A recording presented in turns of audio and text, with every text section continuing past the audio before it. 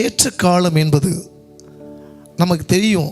ஒருவேளை ஆண்டவர் என் ஜெபத்தை கேட்பாரா, கேட்காமல் போயிடுவாரோ? அன்பான கர்த்தருடைய தேவ ஜனமே, உங்களுக்கு விரோதமாக எழும்புறாங்களா? நீயும் சும்மா இப்போ யுத்தம் கர்த்தருடையது. அவர் பலத்த கரத்தில் அடங்கியிருக்கும் போது உங்களை ஏற்ற வேளையிலே உங்களை வைத்து வைப்பார். தானியேல் தன் சட்டத்தை எத்தனையோ மாற்றும் போது, ஆனாலும் கர்த்தருடைய காரியத்தை அவர் விட்டு கொடுக்கவே இல்லை.